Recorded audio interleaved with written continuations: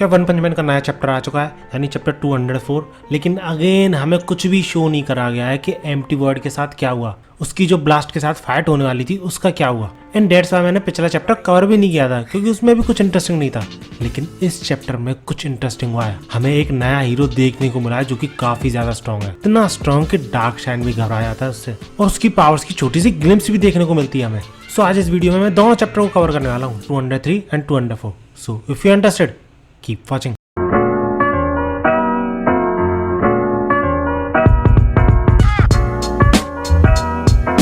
One punch man की last video में हमने देखा था कि सूर्य काफी ज्यादा दुखी था, क्योंकि उसने इस ऑर्गेनाइजेशन के सूट्स तोड़ दिए और उसे जबरदस्ती अब इस ऑर्गेनाइजेशन के लिए काम करना पड़ेगा, यानी न्यू हीरोज के लिए काम करना पड़ेगा। जबकि वो सैटामा से मिलना चाहता था, उसने जो ऑर्गेनाइजेशन ज्वाइन कर रखी है उसी को ज्वाइन करना चाहता था, और यही चीज वो मेटल बैट से बोलता भी है, जिसपे मेटल बैट शॉक, सीरियो भी शॉक्ड कि वो दोनों ही सैटामा को जानते थे। और उसी पे ये बंदा जिसको सैटामा के बारे में ज्यादा कुछ पता भी नहीं है बोल पड़ता है, अच्छा वो बंदा भी इसी ऑर्गेनाइजेशन में आने वाला है। सब लोग छोड़ रहे हैं हीरो एसोसिएशन को। इसी के सपोर्ट में चाइल्ड एम्परर भी बोल पड़ता है कि हाँ बिल्कुल सही, हीरो एसोसिएशन में सिर्फ उन्हीं हीरोज को सपोर्ट किया जाता है, बढ़ावा दिया जाता है जो कि पहले से ही स्ट्रॉन्ग है, और उनके स्ट्रॉन्ग होने की वजह से उन्हीं की ज्यादा चलती है हीरो एसोसिएशन में, उन्हीं को ज्यादा पैसे मिलते हैं, उन्हीं को ज्यादा फेम मिलता है। बाकी सारे हीरोज की कोई वैल्यू ही नहीं है। लेकिन न्यू हीरोज में ना सिर्फ सारे हीरोज को वैल्यू दी जाती है, पैसे भी ठीक ठाक दिए जाते हैं, बल्कि उन्हें ट्रेन भी किया जाता है जो कि कमजोर हीरोज है।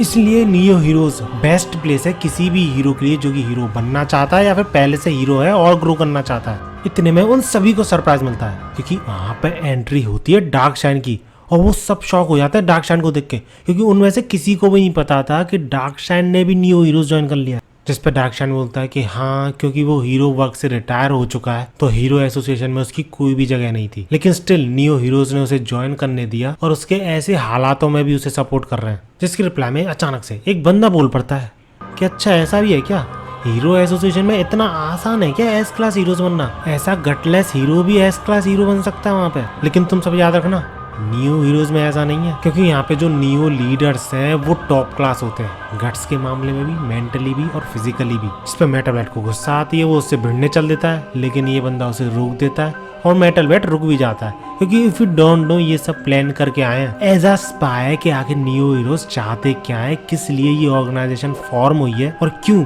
ये सारे हीरोज को ज्वाइन करवा रहे हैं अपनी ऑर्गेनाइजेशन में। इसके बाद मेटल बैट इस बंदे से बोलता है कि भैया तुम तो हमें न्यू लीडर से मिलाने वाले थे ना, आखिर ये फूल कौन है। जिसपे ये बंदा एक्सप्लेन करता है कि ये रियोमन है, जो कि बॉस है एक बहुत बड़ी गैंग का, और उस गैंग में 400 मेंबर्स हैं।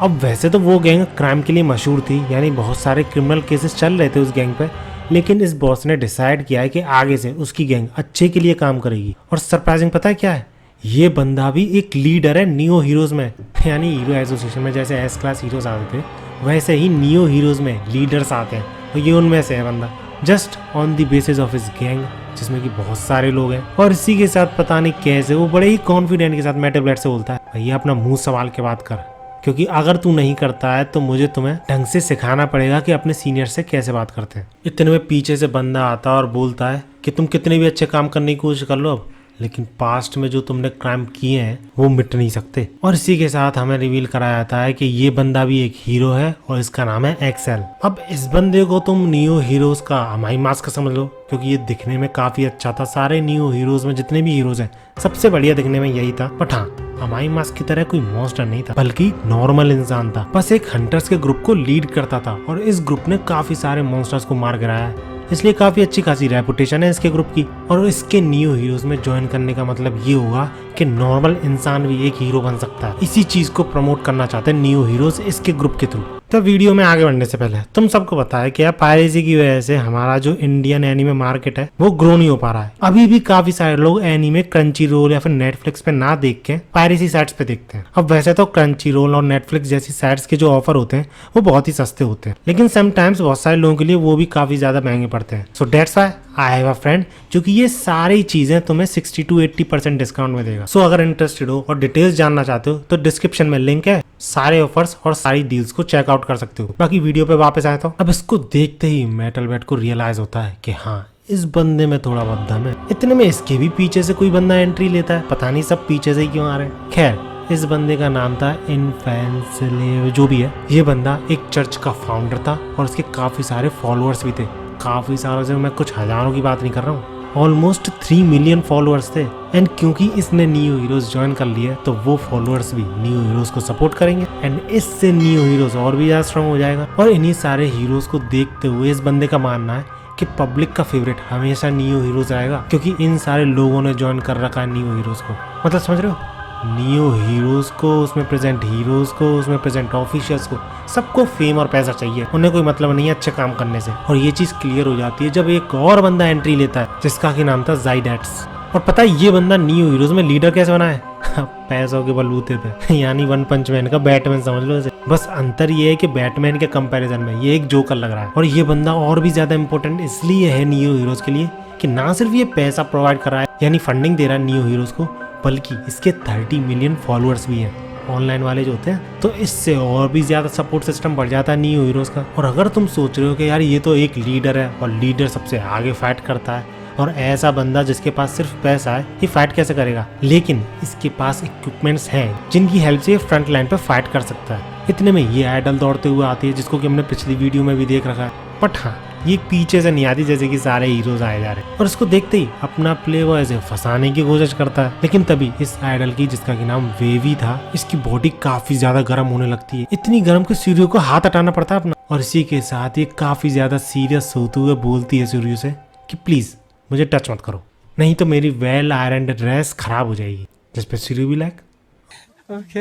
अब इसके बारे में भी ऐसे ही एक्सप्लेनेशन दी जाती है कि कैसे ये आइडल है, इसके भी काफी ज्यादा फॉलोअर्स है, फैंस है, लेकिन उसी के साथ साथ ये काफी ज्यादा स्ट्रॉन्ग भी है। और 6 महीने तक काफी खतरनाक ह्यूमन एक्सपेरिमेंटेशन से झेलने के बाद और भी काफी ज्यादा स्ट्रॉन्ग हो चुकी है। और इसका एंड गोल ये नहीं है कि और भी ज्यादा फेमस हो, क्योंकि फेमस तो ये पहले से है ही। इसका गोल है कि अमाई मास्क को पीछे छोड़े फेम, पैसा और हीरो एक्टिविटीज में। तो हाँ, तुम पैटर्न देख ही सकते हो कि न्यू हीरोज में हर लीडर के पास कई सारे लोग हैं, या तो एज अ टीम मेंबर या फिर एज अ फॉलोअर्स। इसी वजह से पिछले कई चैप्टर से न्यू हीरोज का हल्ला मचा जा रहा था। इतने में चाइल्ड एम्परर ऑटोग्राफ मांगने लग जाता है इसके बाद मेटल बैट भी ऑटोग्राफ मांगने लग जाता है अपनी बहन के लिए। और ये सब लोग ऐसे ही एक दूसरे को इंट्रोड्यूस करते हैं।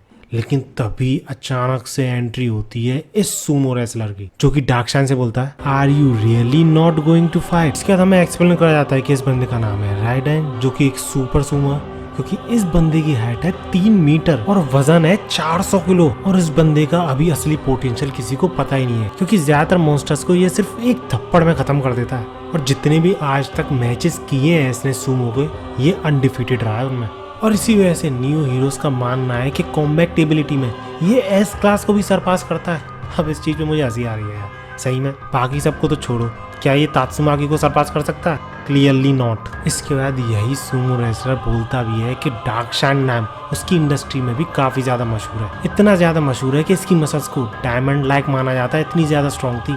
और ना सिर्फ डार्कशाइन नाम के बंदे ने सारे ह्यूमंस को सरपास कर दिया था स्ट्रेंथ में, बल्कि सारे लिविंग क्रिएचर को भी सरपास कर रखा था, ये भी माना जाता है। बट उसकी इंडस्ट्री में सिर्फ डार्कशाइन नहीं था जिसके के बारे में ऐसा कहा जाता था, वो खुद भी था जिसके के बारे में ऐसा कहा जाता था। जिस पे डार्कशाइन से तुरंत ही बोल पड़ता है कि क्या कहते हो, अपनी स्ट्रेंथ को टेस्ट करा जाए? अभी ऐसा पूछता तो है डार्कशाइन से, लेकिन रुकता ही नहीं उसके जवाब के लिए और तुरंत ही उस पर हावी होने लगता है अपनी स्ट्रेंथ के थ्रू। अब आई डोंट नो डार्कशाइन ने इस पॉइंट ऑफ टाइम पे, यानी इस मूवमेंट में क्या फील किया, क्या वो डर था या फिर वो वीकनेस थी। लेकिन ये सूमो यहीं रुक जाता है ये बोलते हुए कि सॉरी, मेरा तुम्हें डराने का इरादा नहीं था। और क्योंकि डार्कशाइन अपनी बेस्ट कंडीशन में नहीं है तो वो अपनी स्ट्रेंथ को टेस्ट नहीं कर सकता उसके साथ। और अंदर ही अंदर ये सूमो मान लेता है कि डार्कशाइन अपने प्राइम को पीछे छोड़ चुका है, यानी ऐसा टाइम जब डार्कशाइन अपनी बेस्ट कंडीशन में था। इतने में ऐसी मीटिंग के बीच सरप्राइज एंट्री होती है 2 लोगों की, जो कि अंडरग्राउंड फाइटर्स थे, लेकिन ये इतने ज्यादा स्ट्रॉन्ग थे कि किसी भी तरीके की बैटिंग इन पे काम ही नहीं करती थी। हमेशा हर मैच को जीत जाया करते थे, तो कोई बैट ही नहीं कर सकता था, तो इसलिए इन दोनों को बैन कर दिया गया। अब इन्होंने न्यू हीरोज में ट्राई किया है और पास भी हो गए, लेकिन जब इन्होंने न्यू लीडर्स बनने के लिए ट्राई किया तो उसमें फेल कर दिए गए। और इसी बात से ये गुस्सा है कि हम ऐसे सुपीरियर्स को क्यों फॉलो करें जिनके के पास सिर्फ फॉलोअर्स हैं, कोई भी तरीके की पावर्स ही नहीं है। इसलिए ये दोनों प्रूव करना चाहते हैं यहाँ पे फाइट करके इन्हीं लीडर्स से कि वो उनसे ज्यादा कैपेबिलिटी रखते हैं लीडर बनने की। लेकिन तभी ये साइबॉर्ग रियलाइज करता है कि ये लड़की 71% मशीन है, यानी इसकी 71% बॉडी मॉडिफाई करी जा चुकी है। और ये चीज देखते ही इसके पसीने छूटने लग जाते हैं, क्योंकि ज्यादातर साइबॉर्ग्स जो होते हैं वो 30% तक ही अपनी बॉडी को मॉडिफाई करते हैं, यानी आर्म्स, लेग्स, आईज, क्योंकि 60% से ज़्यादा अपनी बॉडी को मॉडिफाई करने पे काफ़ी सारे रिस्क आते हैं और वो सारे रिस्क तुम्हें डिटेल में बताऊंगे अगर तुमने साइबरपंक देखी है। लेकिन अगर तुम्हें शॉर्टकट में बताऊं तो बंदा बावला हो जाता है इतना सारा मॉडिफिकेशन करने के बाद अपनी बॉडी पे। और बहुत ही ज़्यादा रेयर केसेस है जो कि 60% से ऊपर मॉडिफिकेशन के बावजूद अपने होश में होते हैं। लेकिन तुम सोच रहे होगे अरे यार जेनोस भी तो साइबॉर्ग है और उसकी तो ऑलमोस्ट पूरी बॉडी ही एक मशीन है। तो हाँ, ये बंदा उसको भी मेंशन करता है कि हीरो एसोसिएशन में भी एक बंदा है जो कि 60% से ज़्यादा मॉडिफिकेशन के बावजूद अपने होश में है और मॉन्स्टर से भी फाइट कर सकता है। लेकिन हमें जेनोस का तो रीजन पता है उसने ये सब क्यों किया, मैड साइबॉर्ग को हराने के लिए। लेकिन इस लड़की ने ऐसा क्यों किया, तुमको क्या लगता है? लेट मी नो इन कमेंट्स। इसके बाद बंदा अपनी बॉक्सिंग स्टाइल से अटैक करने की कोशिश करता है और पता है किस पे अटैक करता है डार्क शाइन पर। ये बोलते हुए ऊप्स माय हैंड स्लिप्ड और अपना पंच लैंड करने के बाद डार्क शाइन से हंसते हुए पूछता है सॉरी मैं शैडो बॉक्सिंग करने की कोशिश कर रहा था और मेरा हैंड स्लिप हो गया इसलिए तुम्हारे ऊपर पंच लैंड हो गया, तुम सही हो ना, आर यू ओके? जिस पे डार्क शाइन नॉर्मली बोल देता है हाँ मैं तो ठीक हूँ लेकिन तुम्हारा हाथ ठीक है। और जब वो अपने हाथ को दिखता है तो हाथ उसका टूटा हुआ है। जिस पे सूर्य पीछे से उससे बोलता है अब तुम्हें समझ में आया कि तुम कितने आउट क्लास्ड हो। अब ये चीज उन दोनों से सहन नहीं होती तो सूर्य पे अटैक करने लग जाते हैं वो लोग और इसी चीज पे चैप्टर एंड हो जाता है। तो ठीक है, लेकिन यार एम्प्टी वर्ड से फाइट कब दिखाई जाएगी मुझे ये समझ में नहीं आ रहा। और जिन लोगों ने वेब कॉमिक पढ़ी है तुमको क्या लगता है कितने चैप्टर्स में हमें वापस उस फाइट पे ले जाया जाएगा? लेट मी नो इन कमेंट्स। बाकी वीडियो अच्छी लगी तो लाइक जरूर करना, ऐसी वीडियोस के लिए मेरे चैनल को सब्सक्राइब जरूर कर लेना। मिलते हैं अगली वीडियो में।